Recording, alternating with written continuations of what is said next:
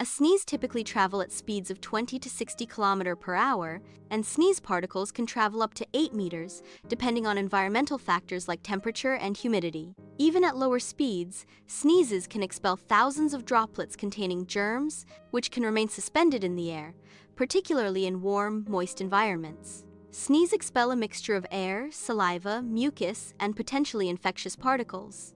This increases the risk of spreading illnesses like the flu or colds, making it essential to cover your mouth with your elbow or a tissue to catch these droplets and reduce transmission risks.